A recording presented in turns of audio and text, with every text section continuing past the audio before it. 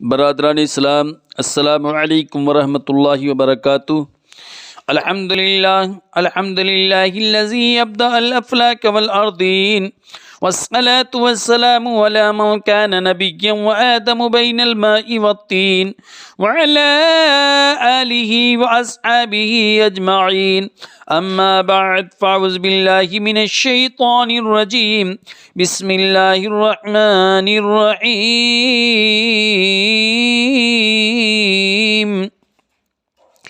وَإِذْ قُلْنَا لِلْمَلَائِكَةِ اسْجُدُوا لِآدَمَ فَسَجَدُوا إِلَّا إِبْلِيسَ أَبَى وَاسْتَكْبَرَ وَكَانَ مِنَ الْكَافِرِينَ۔ صدق اللہ العظیم وصدق رسولہ النبی الامین الکریم، ونحن علی ذلک لمن الشاہدین والشاکرین والحمد للہ رب العالمین۔ میری ملت کے نوجوانوں، میں نے جس آیت مبارکہ کو اپنا عنوان تقریر بنایا، آئیے اس کا ترجمہ پیش کرنے سے قبل فرط عقیدت اور جوش محبت کے ساتھ سرکار ذی وقار احمد مختار شفیع روز شمار کے دربار گہر بار میں عقیدت اور محبت کے ساتھ درود شریف کا نذرانہ پیش کریں۔ پڑھیں بآواز بلند: اللہ رب محمد صلی اللہ علیہ وسلم، نحن عباد محمد صلی اللہ علیہ وسلم، صلاۃ و سلام علیک یا رسول اللہ صلی اللہ تعالی علیہ وسلم۔ میری ملت کے نوجوانوں، ہماری تفسیر قرآن کا سلسلہ چل رہا ہے اور آپ حضرات سے میری گزارش ہے کہ اب آپ حضرات سنتے رہیے اور اپنے دوست و احباب کو بھی اس کار خیر سے جوڑتے رہیے۔ تو آج میں نے جس آیت مبارکہ کو تلاوت کرنے کا شرف حاصل کیا ہے، رب فرماتا ہے وَإِذْ قُلْنَا لِلْمَلَائِكَةِ اسْجُدُوا لِآدَمَ فَسَجَدُوا إِلَّا إِبْلِيسَ۔ اس کا ترجمہ امام عشق و محبت فاضل بریلوی علیہ الرحمت و رضوان اس طرح فرماتے ہیں: وَإِذْ قُلْنَا لِلْمَلَائِكَةِ اسْجُدُوا لِآدَمَ، اور یاد کرو جب ہم نے فرشتوں کو حکم دیا کہ آدم کو سجدہ کرو، فَسَجَدُوا إِلَّا إِبْلِيسَ، تو سب نے سجدہ کیا سوا ابلیس کے، ابا منکر ہوا، واستکبرا اور غرور کیا، وکان من الکافرین اور کافر ہو گیا۔ میری ملت کے نوجوانوں، یہ اس آیت مقدسہ کا ترجمہ ہے، اور اس آیت مقدسہ کے اندر فرشتوں کو آرڈر کیا گیا ہے کہ وہ آدم کو سجدہ کریں۔ اب اس کی لفظی تشریح آپ سننے کے لیے تیار ہو جائیے۔ واو کے معنی اور کے ہیں، وَإِذْ قُلْنَا لِلْمَلَائِكَةِ اسْجُدُوا لِآدَمَ، واو کے معنی اور کے، اور اذ کے معنی جب کے، اور قلنا یہ قالا یقول قولا سے آیا ہے جس کے معنی کہنا، بولنا، اور نا ضمیر ہے۔ للملائکتی، لل کے معنی لیے، حرف جار ہے، اور ملائکہ یہ ملکن کی جمع ہے جس کے معنی ہے فرشتہ۔ اسجدو یہ امر کا صیغہ ہے، سجدہ یسجدو سجودن سے، جس کے معنی آتے ہیں سر جھکانا، تعظیماً یا عبادتاً سجدہ کرنا۔ لِآدم لام حرف جار ہے، اور آدم یہ ادومتن سے بنا ہے جس کے معنی آتے ہیں گندمی رنگ کا۔ اب کیونکہ حضرت آدم علیہ السلام کا رنگ شریف گندمی تھا تو آدم ادومتن سے بنا ہے۔ فسجدو فا کے معنی تو، فسجدو یہ ماضی کا صیغہ ہے جمع کا، تو سب جھک گئے یعنی سب نے سجدہ کیا، الا ابلیس، الا یہ حرف استثناء ہے، اور ابلیس یہ عزازیل کا نام پڑا اس وقت جب کہ اس نے سجدے کا انکار کیا، تو یہ عزازیل جو فرشتہ تھا اس کا نام پڑ گیا جو اس وقت شیطان ہے، ابلیس۔ ابا واستکبرا، ابا یابی اباءً و اباءۃً، رد کرنا، انکار کرنا، نہ ماننا، اور ایک لفظ ہے واستکبرا، اس کے معنی آتے ہیں، ایک معنی آتے ہیں بڑا بننا اور دوسرے معنی آتے ہیں تکبر کرنا، اس لیے کہ شیطان نے تکبر کیا تھا۔ ابا منکر ہوا یعنی اس نے انکار کیا، واستکبرا اور اس نے غرور کیا۔ وکان من الکافرین، واو کے معنی اور، وکانا من الکافرین، اور کانا یہ سارا کے معنی میں ہے، حروف ناقصہ، کانا سارا زلبا تک. اور من الکافرین، من حرف جار ہے جس کے معنی ہے سے، اور کافرین یہ جمع کا صیغہ ہے، کافر واحد کا صیغہ ہے، کافرین جمع کا صیغہ ہے، جس کے معنی آتے ہیں کفرا یکفرو کفرن، اس کے معنی آتے ہیں چھپانے کے، اور کفر باللہ کے معنی آتے ہیں انکار کرنے کے، اللہ کا انکار کرنا، خدا کا انکار کرنا. تو اس کی یہ لفظی تشریح ہوئی اور اس کا ترجمہ ہوا. ابھی اس کی تفسیر سننے کے لیے تیار ہو جائیے. آج اس آیت مقدسہ کی تفسیر میں بڑی اہم باتیں میں آپ کی سماعتوں کے حوالے کرنے کے لیے جا رہا ہوں. تو ایک اہم بات میں آپ کی سماعتوں کے حوالے کرنے کے لیے جا رہا ہوں، اس کو بہت غور سے سنیں اور ہمیشہ یاد رکھیں. فرمایا جاتا ہے کہ قلنا، جو اس آیت مقدسہ کے اندر آیا ہے، وہ اذ قلنا للملائکۃ اسجدوا، اور ہم نے، اور یاد کرو جب ہم نے کہا، فرشتوں کو آرڈر کیا کہ وہ آدم کو سجدہ کریں.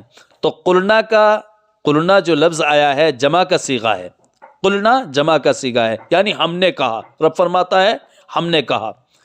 رب تعالیٰ نے اپنے لیے واحد کا صیغہ بھی فرمایا ہے. پروردگار عالم نے اپنے لیے واحد کا یعنی سنگولر کا صیغہ بھی استعمال فرمایا ہے، اور یہاں پہ جمع کا صیغے کا بھی استعمال فرمایا ہے. اپنے لیے پروردگار عالم نے بیان توحید کے لیے، یعنی توحید کے بیان کے لیے، یکتائیت کے بیان کے لیے، جمع کا بھی اظہار عظمت کے لیے ہے، واحد کا بھی اظہار عظمت کے لیے ہے، اور جمع کا بھی اظہار عظمت کے لیے ہے. وہ پروردگار عالم فرما رہا ہے اپنے لیے جمع کا صیغہ بھی اور واحد کا صیغہ بھی. مگر بندہ ہمیشہ، اب ذہن میں جو بات بتانے کے لیے جا رہا ہوں اس کو ذہن میں نوٹ کر لیں، ذہن میں بٹھا لیں. مگر بندہ یعنی انسان کے لیے حکم کیا ہے؟ ہمیشہ رب کے لیے واحد کا صیغہ استعمال کرے، سنگولر کا صیغہ استعمال کرے، کبھی جمع کا صیغہ استعمال نہ کرے. پروردگار عالم اپنے لیے جمع کا صیغہ فرمائے یا واحد کا صیغہ فرمائے، یہ اس کی شان ہے. لیکن بندے کے لیے آرڈر ہے، بندے کے لیے حکم ہے کہ پروردگار عالم کے لیے جب بھی بولے جمع کا صیغہ ہرگز نہ بولے. جیسے کہ عام طور پر آج کل کے لوگ، بہت سارے لوگ بول رہے ہیں کہ اللہ فرماتے ہیں. اس طرح نہیں بولنا چاہیے، بلکہ اللہ فرماتا ہے، واحد کا صیغہ بولنا چاہیے. تو ہمیشہ رب کے لیے واحد کا صیغہ یعنی سنگولر کا صیغہ استعمال کرے. جمع کبھی نہ بولے کہ اس میں شرک کی بو ہے. اس جمع کے صیغے میں کیا ہے؟ یعنی اللہ فرماتے ہیں، کیا مطلب؟ بہت سارے اللہ ہیں، تو یہ اس میں شرک کی بو ہے، جیسے کہ انسان شرک کر رہا ہے. اس لیے کسی نبی، کسی ولی نے کسی دعا یا عرض و معروض میں رب کے لیے جمع کا صیغہ کبھی نہ بولا. جب کسی ولی نے کبھی جمع کا صیغہ نہیں بولا، کسی نبی نے کبھی جمع کا صیغہ نہیں بولا، تو ہماری کیا اوقات ہے؟ ہم کیا جانتے ہیں کہ اللہ فرماتے ہیں؟ تو اس لیے ہمیں کبھی بھی جمع کا صیغہ نہیں بولنا چاہیے. اس لیے کہ اولیاء اللہ، کسی ولی نے کبھی جمع کا صیغہ نہیں بولا رب کے لیے، کسی نبی نے کبھی جمع کا صیغہ نہیں بولا رب کے لیے، تو ہماری کوئی اوقات نہیں. ہمیں اس سے عبرت حاصل کرنا چاہیے کہ جب کسی نبی نے بھی نہیں بولا، کسی ولی نے بھی نہیں بولا، تو ہمیں بھی نہیں بولنا چاہیے. تو لہٰذا پروردگار عالم کے لیے جمع کا صیغہ، بندے کے لیے حکم ہے کہ وہ واحد کا صیغہ بولے، جمع کا صیغہ کبھی نہ بولے. یہ جمع بدعت سیاح اور سنت کے خلاف ہے، شرکی کی مہم ہے. یہ نہ کہو کہ رب فرماتے ہیں، بلکہ کیا کہنا چاہیے؟ کہو فرماتا ہے، رب فرماتا ہے. تو یہ بڑی اہم بات تھی، اس کو اپنے ذہنوں میں نوٹ کر لیں اور بٹھا لیں. اور ایک بات اور بڑی اہم بتانے کے لیے جا رہا ہوں اسی تفسیر کے اندر، وہ بھی بڑی اہم بات ہے. رب نے فرمایا اسجدوا لآدم، آدم کو سجدہ کرو. اب سجدے کی حقیقت کیا ہے، اس کو میں آپ کی سماعتوں کے حوالے کرنا جا رہا ہوں، اس کو ذہن میں رکھیں.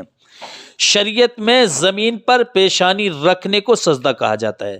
سجدہ کس کو کہتے ہیں؟ سجدے کی حقیقت کیا ہے؟ شریعت میں زمین پر پیشانی رکھنے کو سجدہ کہا جاتا ہے، بشرطے کہ اس کی کچھ شرطیں ہیں. اس میں سجدے کی نیت بھی ہو. جو زمین پر ہم پیشانی رکھتے ہیں تو شرط یہ ہے کہ سجدے کی نیت بھی ہو کہ میں سجدہ کرنے کے لیے جا رہا ہوں. اس لیے کہ شرط ختم ہو گئی تو مشروط ختم ہو گیا. اذا فات الشرط فات المشروط، جب شرط ختم ہو جاتی ہے تو مشروط ختم ہو جاتا ہے۔ تو شرط سجدے کے لیے کیا ہے کہ نیت بھی ہونی چاہیے، اگر نیت نہیں ہے تو وہ سجدہ نہیں ہے، بلکہ سجدے میں 7 عضو یعنی 7 حصے زمین پر لگنے چاہیے۔ کتنے؟ جسم کے 7 حصے زمین پر لگنے چاہیے اور نیت بھی ہونی چاہیے، اسی کو سجدہ کہتے ہیں۔ نمبر 1، پاؤں کے دونوں انگوٹھے زمین پر لگنے چاہیے۔ پاؤں کے دونوں انگوٹھے یعنی دونوں پاؤں جو ہیں اس کے انگوٹھے زمین پر لگنے چاہیے۔ تو یہاں سے وہ لوگ بھی اپنے ذہن میں رکھیں جو سجدہ کرتے ہیں، تو جب سجدہ کرتے ہیں جیسے ہی سجدے میں گئے ان کے دونوں پاؤں اوپر اٹھ جاتے ہیں، تو ان کا سجدہ ہوتا ہے؟ وہ خود سوچیں کہ ان کا سجدہ ہوتا ہے یا نہیں ہوتا ہے۔ ہرگز ان کا سجدہ نہیں ہوتا، اس لیے کہ شرط یہ ہے کہ پاؤں کے دونوں انگوٹھے زمین پر لگنے چاہیے، یہی سجدے کی حقیقت ہے۔ دونوں پاؤں کے دونوں انگوٹھے زمین پر لگنے چاہیے، یہ ہوا۔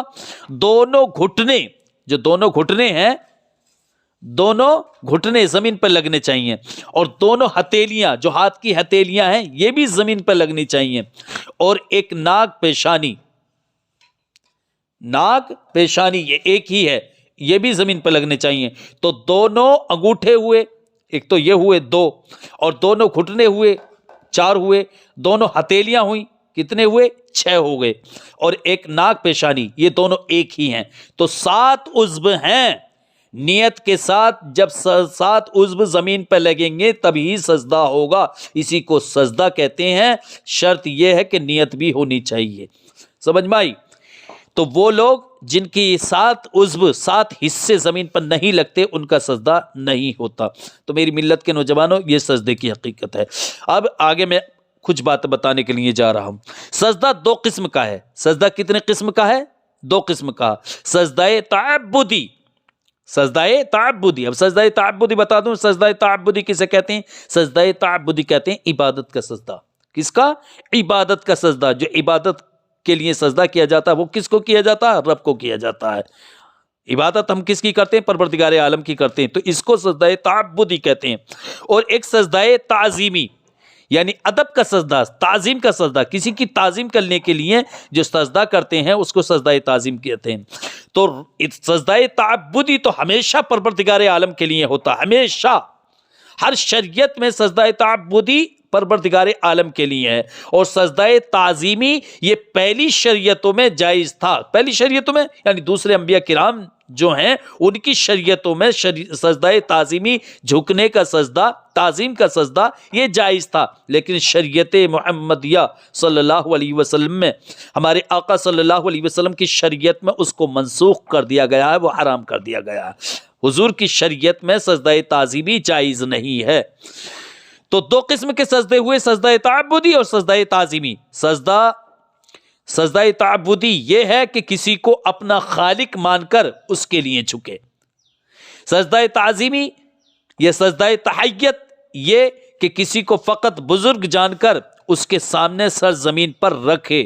سجدہ تعبدی خدا کے سوا کسی دوسرے کو کرنا شرک ہے، کسی بھی دین میں جائز نہ ہوا، اور سجدہ تعظیمی پہلی امتوں میں جائز تھا، لیکن پیارے آقا صلی اللہ علیہ وسلم کی شریعت میں یہ جائز نہیں ہے۔ یہ بڑی اہم بات تھی، اس کو بار بار سنیں اور بار بار سن کے اپنے ذہن نشین کر لیں، اپنے ذہن میں بٹھا لیں۔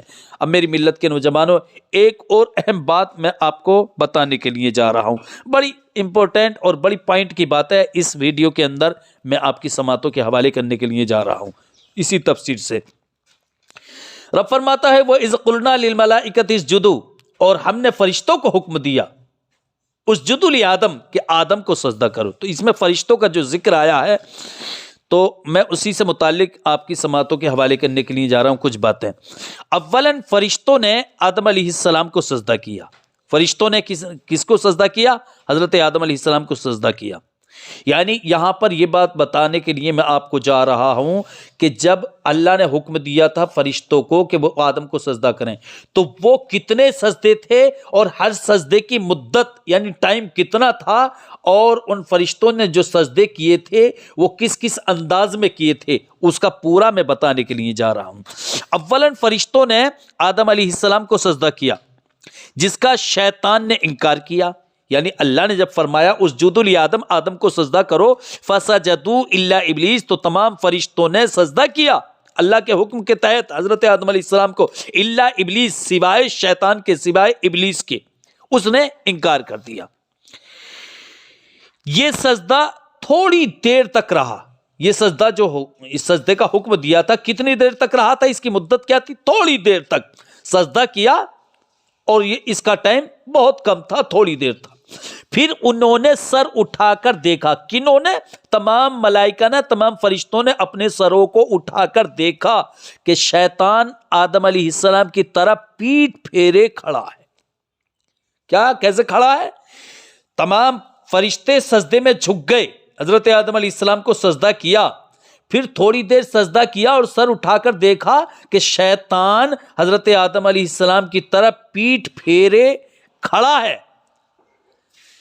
تب انہوں نے دوسرا سجدہ کیا، کنہوں نے؟ تمام فرشتوں نے۔ جب شیطان کو دیکھا کہ آدم علیہ السلام کی طرف پیٹھ پھیرے کھڑا ہے، تب انہوں نے دوسرا سجدہ کیا، اور اس سجدے کی توفیق کے شکریہ میں ادا کیا۔ یعنی انہوں نے جب دیکھا کہ ہم سجدے میں جھکے ہوئے ہیں، اللہ کا حکم بجا لائے ہیں، آدم علیہ السلام کو سجدہ کر رہے ہیں، اور یہ ابلیس ہے، یہ حضرت آدم علیہ السلام کو سجدہ کرنے کے بجائے پیٹھ پھیرے کھڑا ہے، تو وہ فرشتے دوبارہ سجدہ کیے کہ اے پروردگار عالم، تو نے ہمیں توفیق دی سجدے کی، ہم اس کے شکریہ میں دوبارہ تیری بارگاہ میں جھک رہے ہیں، تجھے سجدہ کر رہے ہیں۔ تو میری ملت کے نوجوانوں، وہ ان فرشتوں نے اس کے شکریہ میں کہ تو نے ہمیں توفیق دی تو ہم نے سجدہ کیا، اور اس شیطان سے، ابلیس سے تو نے توفیق چھین لی، اس لیے یہ حضرت آدم علیہ السلام کی طرف پیٹھ پھیر کے کھڑا ہو گیا۔ تو انہوں نے دوبارہ پھر اپنے سروں کو اللہ کی بارگاہ میں جھکا دیا، پھر دوبارہ سجدہ کیا، اس سجدے کی توفیق کے شکریہ میں ادا کیا یہ دوسرا سجدہ۔ یہ سجدہ رب کے لیے تھا، یہ جو دوبارہ سجدہ کیا شکریہ کے طور پر ان فرشتوں نے، یہ سجدہ رب کے لیے تھا، اور سجدہ شکر تھا، یہ شکر کا سجدہ تھا۔ پھر جب سر اٹھایا، پھر یہ دوسرا سجدہ کر کے فرشتوں نے جب سر اٹھایا تو انہوں نے دیکھا، یعنی تمام ملائکہ نے، تمام فرشتوں نے دیکھا کہ شیطان پہلے بہت خوبصورت تھا، پہلے بہت خوبصورت تھا، جب سجدے کا حکم نہیں ہوا تھا تو شیطان بہت خوبصورت تھا، بہت حسین تھا، لیکن اب اس کی شکل مسخ ہو کر جسم خنزیر کا، جسم کس کا ہو گیا؟ خنزیر کا، اور چہرہ بندر کا سا ہو گیا۔ اللہ اکبر، اللہ اپنی پناہ میں رکھے۔ تب انہوں نے ہیبت الہی سے ایک اور سجدہ کیا، تب انہوں نے دیکھا کہ فرشتوں نے جب سجدہ کیا دوسرا سجدہ، اور دوسرے سجدے سے جب سر اٹھا کر دیکھا تو انہوں نے دیکھا کہ پہلے ابلیس جو تھا بڑا خوبصورت تھا، بڑا حسین تھا، لیکن اب جب انہوں نے سر اٹھا کر دیکھا شیطان کو تو شیطان خنزیر کی طرح اور بندر کی طرح بن چکا تھا۔ تو انہوں نے ہیبت الہی سے، اللہ کے خوف سے پھر تیسرا سجدہ کیا ان تمام فرشتوں نے۔ تو میری ملت کے نوجوانوں، یہ تینوں سجدے آدم علیہ السلام ہی کی طرف تھے، مگر 3 قسم کے، اور ان کی مدتیں، یعنی ان کا ٹائم علیحدہ علیحدہ تھا۔ تو یہ بڑی اہم بات ہے، اس کو ذہن نشین کر لیں اور اس کو بار بار سنیں، اور بار بار سنیں گے تو یقینی طور پر یہ آپ کے ذہن میں بیٹھ جائے گی۔ ایک اور اہم بات میں آپ کی سماعتوں کے حوالے کرنے کے لیے جا رہا ہوں، اسی سے متعلق رب فرماتا ہے وَإِذْ قُلْنَا لِلْمَلَائِكَةِ اسْجُدُوا لِآدَمَ فَسَجَدُوا إِلَّا إِبْلِيسَ، اور جب ہم نے، یاد کرو، جب ہم نے فرشتوں کو حکم دیا کہ وہ آدم کو سجدہ کریں، فسجدوا الا ابلیس، تو تمام جو ہے سجدے میں جھک گئے، الا ابلیس، سوائے شیطان کے، سوائے شیطان کے، ابا، وہ منکر ہوا، واستکبرا، اور اس نے غرور کیا، وکان من الکافرین، اور وہ کافر ہو گیا۔ تو بڑی پیاری بات میں آپ کو بتانے کے لیے جا رہا ہوں۔ تفسیر عزیزی میں اس جگہ ہے کہ ایک بار شیطان نے موسیٰ علیہ السلام سے عرض کیا، کس نے؟ شیطان نے، کہ آپ تو اللہ کی بارگاہ میں بڑے مقبول ہیں، میری شفاعت فرما دیجئے۔ کس نے کہا؟ شیطان نے حضرت موسیٰ علیہ السلام سے، کہ حق تعالیٰ میری توبہ قبول فرما لے۔ موسیٰ علیہ السلام نے دعا فرمائی، حکم الہی ہوا کہ آپ کی شفاعت قبول ہے۔ اللہ نے فرمایا اے موسیٰ، آپ نے دعا فرمائی ہے، آپ کی شفاعت قبول ہے، اور شیطان کی توبہ بھی قبول ہے۔ رب نے فرمایا شیطان کی توبہ بھی قبول ہے۔ مگر رب نے فرمایا مگر شرط وہی ہے، وہی پہلی والی کہ آدم علیہ السلام کی قبر کو سجدہ کرے۔ کیا شرط ہے؟ رب نے فرمایا کہ تمہاری شفاعت بھی قبول ہے اور شیطان کی توبہ بھی قبول ہے، لیکن شرط وہی ہے کہ حضرت آدم علیہ السلام کی قبر کو سجدہ کرے۔ موسیٰ علیہ السلام نے شیطان کو خبر دی، اس نے جواب دیا کہ جب میں نے زندہ آدم کو سجدہ نہ کیا تو مردے کو کیا سجدہ کروں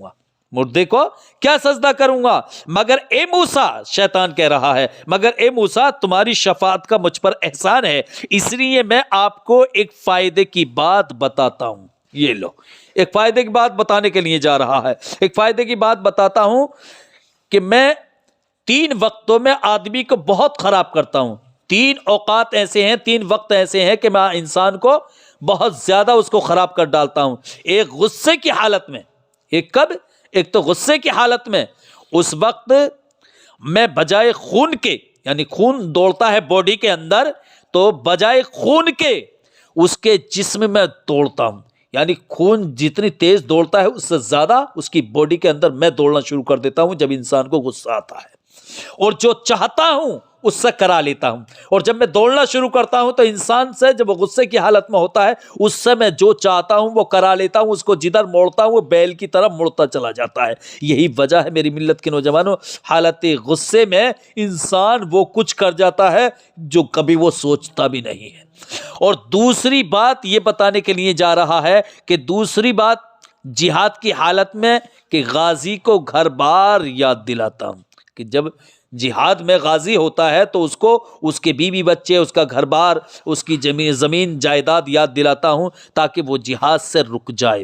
اور تیسری بات کہ غیر عورت کے ساتھ خلوت کی حالت میں، یعنی تنہائی کے ساتھ میں، غیر عورت کے ساتھ میں، یعنی کوئی مرد غیر عورت کے ساتھ تنہائی میں ہو تو اس وقت میں اس سے زنا کرا دیتا ہوں۔ اللہ اپنی پناہ میں رکھے میری ملت کے نوجوانوں۔ اور ایک بڑی اہم بات میں آپ کو اور بتانے کے لیے جا رہا ہوں۔ روح البیان نے اس جگہ فرمایا، اس کو بہت ذہن لگا کر سنیں اور ذہن نشین کر لیں۔ روح البیان نے اس جگہ فرمایا کہ حق تعالی شیطان کو 1,00,000 برس، کتنے؟ 1,00,000 برس جہنم میں رکھ کر وہاں سے نکالے گا۔ کتنے دن؟ پروردگار عالم شیطان کو 1,00,000 برس جہنم میں رکھ کر وہاں سے نکالے گا اور فرمائے گا تو اب بھی حضرت آدم کو سجدہ کر لے۔ کتنے؟ 1,00,000 برس جہنم، وہ جہنم اللہ اپنی پناہ میں رکھے کہ ایک سوئی کی ناکے کے برابر اگر جہنم کو کھول دیا جائے تو پوری دنیا ہلاک ہو جائے۔ تو فرمایا گیا کہ شیطان کو 1,00,000 برس جہنم میں رکھ کر وہاں سے نکالے گا اور فرمائے گا کہ تو اب بھی حضرت آدم کو سجدہ کر لے۔ وہ انکار کرے گا، اب بھی وہ انکار کرے گا، اور دوزخ میں وہ واپس کر دیا جائے گا۔ اللہ اپنی پناہ میں رکھے۔ اس کی مغروریت کا عالم یہ ہے، اب بھی دوزخ میں رہنے کے بعد بھی اس کی عقل بالکل ختم ہونے کے لیے تیار نہیں ہے، اور وہ حضرت آدم علیہ السلام کو سجدہ کرنے کے لیے تیار نہیں ہے، جبکہ اتنی بڑی مصیبت سے اس کو چھٹکارا مل رہا ہے۔ تو میری ملت کے نوجوانوں، یہ بڑی اہم باتیں تھیں۔ اب اور باتیں میں آپ کو بتانے کے لیے جا رہا ہوں، ان کو بھی سننے کے لیے تیار ہو جائیے۔ جب حضرت آدم علیہ السلام کا علم تمام پر ظاہر ہو گیا تو تمام فرشتوں کو، جن میں شیطان بھی رہتا تھا، حکم ہوا کہ تم سب کے سب آدم علیہ السلام کو تعظیمی سجدہ کرو۔ وہ سب سجدے میں گر گئے، لیکن ابلیس سجدے سے انکاری ہوا اور اپنے کو بڑا جان کر دل میں سوچنے لگا کہ حق تعالیٰ کا یہ حکم غلط ہے۔ کیا کہا شیطان نے؟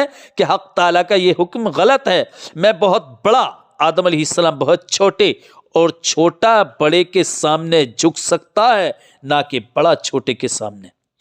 رب نے میری 1000 برس کی عبادت کی کوئی قدر نہ فرمائی اور میرا حق نہ پہچانا، اس لیے وہ کافروں سے ہو گیا، کافروں میں سے ہو گیا شیطان۔ کفر و گناہ کرنے والا نفس امبارہ ہے۔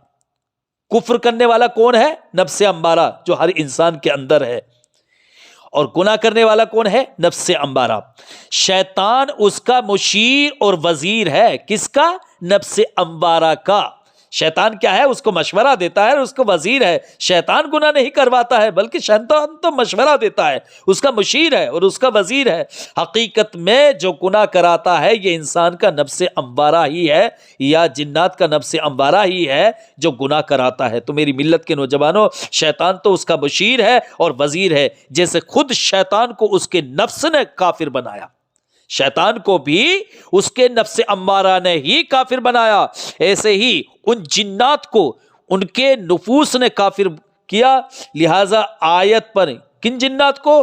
کہ جن جنات کو پروردگار عالم نے ملائکہ کو یعنی فرشتوں کو تو آسمانوں میں آباد کیا تھا اور جنات کو زمینوں میں آباد کیا، زمین میں آباد کیا تھا، ان جنات نے قتل، غارت گری، خون ریزیاں کی، تو یہ گناہ کس نے کروائے؟ ان کے نفس امارہ نے کرائے تھے۔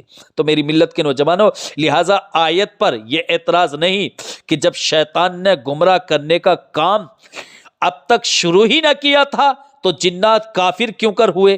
آخر ان جنات نے جنگ اور خون ریزی بھی کی تھی نفس کے اغوا سے، یعنی نفس کی شرارت اور بدماشی سے۔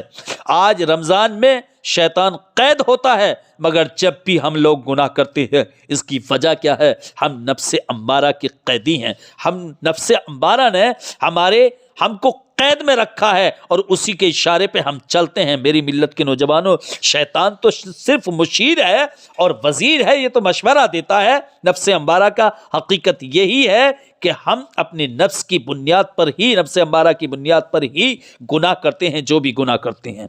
حضرت حوا کی پیدائش اور اس واقعے کے بعد آدم علیہ السلام تنہا زمین میں پھرتے تھے اور ہر جانور کو اپنا غیر جنس دیکھ کر گھبراتے تھے اور تمنا کرتے تھے کہ کاش کوئی میرا ہم جنس ہوتا جس سے مجھے انس حاصل ہوتا۔ دوسرے جمعے کو آدم علیہ السلام سو رہے تھے کہ فرشتوں نے ان کی بائیں پسلی چاک کی، جس سے انہیں کچھ تکلیف نہ ہوئی، اور اس سے آنن فانن ایک نہایت خوبصورت عورت بنائی۔ آدم علیہ السلام کی چاک کی ہوئی پسلی کو ملا دیا گیا۔ جب وہ جاگے تو اپنا ہم جنس اپنے پاس بیٹھا ہوا دیکھا۔ پوچھا تم کون ہو؟ ندا آئی یہ ہماری بندی ہے، تمہاری وحشت گھبراہٹ دور کرنے کے لیے پیدا کی گئی ہے۔ آدم علیہ السلام نے چاہا کہ ان کو ہاتھ لگائیں، حکم الہی ہوا اے آدم پہلے ان کا مہر ادا کرو، اے آدم پہلے ان کا مہر ادا کرو پھر ہاتھ لگانا۔ عرض کی مولا مہر کیا ہے؟ رب نے فرمایا میرے نبی حضرت محمد مصطفیٰ صلی اللہ علیہ وسلم پر 10 بار درود شریف پڑھو، یہی ان کا مہر ہے، اور فرشتوں کی گواہی سے ان کا نکاح ہوا۔ تو میری ملت کے نوجوانوں، رب فرماتا ہے وَإِذْ قُلْنَا لِلْمَلَائِكَةِ اسْجُدُوا لِآدَمَ فَسَجَدُوا إِلَّا إِبْلِيسَ أَبَى وَاسْتَكْبَرَ وَكَانَ مِنَ الْكَافِرِينَ۔ تو میری ملت کے نوجوانوں، اللہ عز و جل ارشاد فرماتا ہے، اور یاد کرو جب ہم نے فرشتوں کو حکم دیا اسجدوا لآدم کہ آدم کو سجدہ کرو، فسجدوا الا ابلیس تو سب نے سجدہ کیا سوائے شیطان کے۔ ابا منکر ہوا، واستکبرا اور غرور کیا، وکان من الکافرین اور کافر ہو گیا۔ تو یہ اس آیت مقدسہ کا ترجمہ اور اس کی لفظی تشریح اور یہ اس کی تفسیر تھی۔ اللہ عز و جل کی بارگاہ میں دعا ہے پروردگارا ہمارے اس بیان کو مولا تو اپنی بارگاہ میں قبول و مقبول فرما۔ استغفر اللہ ربی من کل ذنب واتوب الیہ وما علینا الا البلاغ المبین۔ السلام علیکم۔